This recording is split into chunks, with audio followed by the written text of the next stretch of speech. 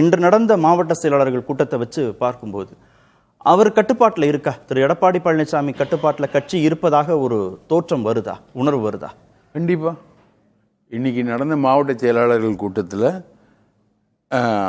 டோட்டலாக இருக்கக்கூடிய 82 மாவட்ட செயலாளர்களில் 80 மாவட்ட செயலாளர்கள் அந்த கூட்டத்தில் கலந்துருக்காங்க. புதுசாக நியமனம் பண்ணவங்களையும் சேர்த்து ரைட்டா 17 பேர் இல்லாமல் பாக்கி எல்லாருமே கலந்துக்கிறாங்க. பொதுச் செயலாளர் பேசுகிறாரு, அவர் தான் முன்னிலை வகிக்கிறாரு, அவர் பேசுகிறாரு. அவர் பேசும்போது கேட்டகாரிக்கெல்லாம் சொல்கிறார். இப்போ கேசிபி சொன்னதெல்லாம் சொல்கிறார். நம்ம 1,16,00,000 வாக்குகள் வாங்கியிருக்கோம். நமக்கும் தாவேக்காக்கும் கொஞ்சம்தான் வித்தியாசம். அதிமுக 3வது இடம் போனதுன்னு சொல்கிறாங்க. தாவேக்கா எத்தனையோ இடங்களில் 3வது இடம் போயிருக்கு. 11 மாவட்டங்களில் தாவேக்கா ஒரு தொகுதி கூட ஜெயிக்கலை, அவங்க போயிருக்காங்க. அதே மாதிரி திமுகவும் 3வது இடத்துக்கு போயிருக்கு. இது ஒரு மும்முனை போட்டி இருக்கக்கூடிய தேர்தலில் கொஞ்சம் பொய் சொல்லி தாவேக்காவினர் வெற்றி பெற்றிருக்காங்க. இதே வேலுமணியும் தங்கமணியும் தான் ஓபிஎஸ்ஸை நீக்கணும், சசிகலாவை நீக்கணும்னு சொல்லி பொதுக்குழுவில் வேகமாக பேசினாங்க. சிவி சண்முகமும் வேகமாக பேசினார். ஓபிஎஸ்ஸை நீக்கணும், ரத்து ரத்து ரத்துன்ற மாதிரிலாம் பேசினார். இவருக்கெல்லாம் நான் எவ்வளோ வாய்ப்பு கொடுத்தேன், எம்பி தேர்தலில் வாய்ப்பு கொடுத்தோம். இன்றைக்கி ஒரு எம்பியே நமக்கு கிடைக்காத அளவுக்கு வீணாக போயிடுச்சு. இன்றைக்கி அவங்க தாவேக்கால அமைச்சர் ஆகணும் அப்படின்ற ஒரு முயற்சியில் ஈடுபட்டுக்கிட்டு இருக்காங்க. அவங்க இவங்களுக்கு நெருக்கமானவங்க தான் திமுகவோட ஒரு கூட்டணி வச்சு, இது எடப்பாடியோட பேச்சு, திமுகவோட ஒரு கூட்டணி வச்சுக்கிட்டு அதிமுகவை அதிகாரத்தில் கொண்டு வரணும்னு சொன்னதெல்லாம் இவங்க பசங்க தான் போய் உதயநிதியை பார்த்தாங்க, அவங்கெல்லாம் பேசினாங்க. அதை நான் ஏற்றுக்கல, முழுசாக நான் ஏற்றுக்கல. இந்த மாதிரி தான் ஒரு சிச்சுவேஷன் வந்திருக்கு. இன்னைக்கு இந்த 25 பேரை நம்ம சட்ட ரீதியாக நீக்கணும்னா அது தாவேக்காவுக்கு சாதகமான ஒரு விஷயம். மொத்த எண்ணிக்கை 29 ஆகிடும், 209 ஆகிடும். 209 ஆனால் அவங்களோட 105 இருந்தால் போதும், அவங்க மெஜாரிட்டியை நிரூபிச்சுட்டு போயிடுவாங்க. நம்மளே அவங்க கையில் பால் கொடுக்குற மாதிரி விஷயந்தான். இப்போது நாங்கள் மாவட்ட செயலாளர் கூட்டம் கூட்டுறோம், அவங்ககிட்ட பேசணும்னு பார்க்குறோம். ஆனால் சிவி சண்முகம் என்ன சொல்கிறாரு, எங்கள் வீட்டுக்கு வாங்க பேசுங்க அப்படின்னு சொல்கிறாங்க. இல்லையே சார், பொதுக்குழு தானே கூட்ட சொல்கிறார், பொதுக்குழுவையும் கூட்ட சொல்கிறாரு. ஆனால் இப்போ சமரச பேச்சுவார்த்தைக்கு பொதுக்குழு கூட்டுறதுன்றது ஒரு லாங் ஸ்டாண்டிங் டிமாண்ட். சமரச பேச்சுவார்த்தைக்கு எங்கள் வீட்டுக்கு வாங்க பேசணும் அப்படின்ற மாதிரி சொல்கிறாரு.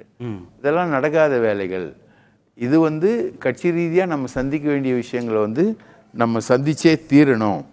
அதுல தோல்விக்கு பொறுப்பேற்கணும் திரு எடப்பாடி பழனிசாமி. தாவேக்கா கூட்டணியை கடைசி நேரத்தில் வேண்டான்னு சொன்னதுனால தான் இவ்வளவு பெரிய பின்னடைவை சந்திச்சிட்டோம், ஆட்சி அதிகாரத்துக்கு வராம போயிடுச்சு. தொடர்ந்து தோல்விகளையே திரு எடப்பாடி பழனிசாமி சந்திச்சுட்டு இருக்கிறதுனால இனிமே அவர் தலைமையில கட்சி செயல்படுவதை அனுமதிக்க முடியாதுன்னு திரு சிவி சண்முகம் தரப்பு வைக்கிறதுல எந்த நியாயமும் இல்லையா? இல்லை, ஒற்றை தலைமைன்னு எடப்பாடி பழனிசாமியை கொண்டு வந்ததே இவங்க தான், ரைட்டுங்களா? ஓபிஎஸ்க்கு எதிராக ஒற்றை தலைமைன்னு கொண்டு வந்தது இதுதான்.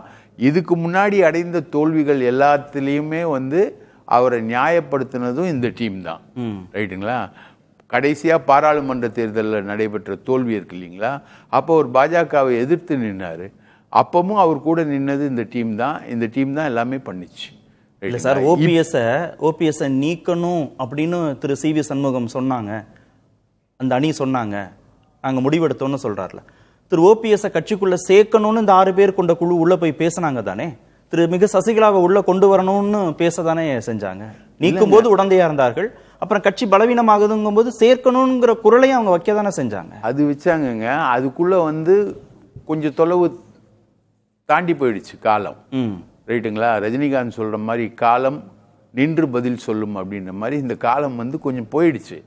ஆனால் ஓபிஎஸ்ஸையும் சசிகலாவையும் நீக்கணும்னு முழுக்க முழுக்க முடிவெடுத்தது இவங்க தானே. இப்போ இந்த பொதுக்குழு எக்ஸாம்பிள்லாம் சொல்கிறாரு ஷியாம் அண்ணன் கூட சொல்கிறார். இந்த பொதுக்குழுவில் பல பொதுக்குழுக்கள் ராட்டிஃபை பண்ணப்பட்டிருக்கு இல்லையா? அது ஜெயலலிதாவுடைய மறைவுக்கு அப்புறம் பல பொதுக்குழுக்கள் ராட்டிஃபை பண்ணப்பட்டிருக்கு. அதுல பல மாற்றங்கள் வந்து நடந்திருக்கு. சில பொதுக்குழு செல்லாதுன்னு சொல்லப்பட்டிருக்கு. சில பொதுக்குழுக்கள் செல்லாதுன்னு சொல்லப்படுது. சில பொதுக்குழுக்கள்ல நிறைவேற்றப்பட்ட தீர்மானங்கள் பொதுச் செயலாளர் உட்பட கோர்ட்ல வந்து கொஸ்டினிங்ல இருக்கு. எலெக்ஷன் கமிஷன்ல கொஸ்டின் செய்யப்பட்டது. இதெல்லாம் அதிமுகவுடைய பழைய நடைமுறைகள். இப்போ என்னன்னா, இந்த 25 பேரை கட்சி தாவல் தடுப்பு சட்ட பிரகாரம் ஹேண்டில் பண்ணால், எடப்பாடி ஹேண்டில் பண்ணால் இந்த 25 பேருக்கும் பதவி போயிடும். ரைட்டுங்களா? அதுக்கான எக்ஸாம்பிள்ஸ் வந்து நிறைய இருக்கு. சரி, ஏற்கனவே 18 பேருக்கு பதவி போச்சு. இல்லை, அது திரு எடப்பாடி பழனிசாமிக்கு லாபமா நஷ்டமா? அதுதான், அங்கே தான் எடப்பாடி பழனிசாமி ஒரு கொஸ்டினை வைக்கிறாரு. இவங்களை வந்து நம்ம வந்து இந்த சூழ்நிலையில் நம்ம வந்து தாவேக்காவுக்கு லாபமான ஒரு செயலை ஏன் செய்யணும்? ஒரு பை எலெக்ஷன் வந்தாலும் தாவேக்காவுக்கு லாபம், முழுக்க லாபம். அதில் வந்து பாதி பேர் இவங்க தோற்பாங்க, பாதி பேர் ஒரு அலை அடிக்கிறதுனால ஒருவேளை தாவேக்கா ஜெயிக்கலாம் அந்த அலை அடிப்படையில். அது தாவேக்காவுக்கு லாபம். 25 பேரை பதவி நீக்கம் பண்ணாலும் 209 ஆகக்கூடிய அந்த சட்டமன்றத்தில் 105 உறுப்பினர்கள் இருந்தால் மெஜாரிட்டி, தாவேக்கா முன்ன போயிடும். அதாவது எது நடந்தாலும் சரி அதுல வந்து தாவேக்காக்கு லாபம் இருக்கு அப்படின்றது வந்து அது நடந்துடக்கூடாதுன்னு திரு எடப்பாடி பழனிசாமி நினைக்கிறாரு. அதுக்கான காம்ப்ரமைஸ்க்கு அவரு தயாரா இருக்காரு, எல்லாமே பண்றாரு. ஆனா இங்க இருக்கக்கூடிய பிரச்சனை வந்து இவங்களுக்கு இருக்கக்கூடிய அமைச்சர் பதவி ஆசை. இல்ல, கட்சி பொறுப்புல இருந்து நீக்கிறவங்கள மீண்டும் அந்த பொறுப்புல நியமிக்காம சமரசத்திற்கு இவர் தயார்னு சொல்றதை அவங்க எப்படி ஏத்துப்பாங்க? சமரசத்துக்கு அவர் தயார். நீக்கிறது, போறது, வர்றது இதெல்லாம் வந்து ஒரு நிமிஷம் வேலை அவங்க கட்சியை பொறுத்த வரைக்கும். அதிமுக பலர் நீக்கப்பட்டிருக்காங்க, பலர் சேர்க்கப்பட்டிருக்காங்க.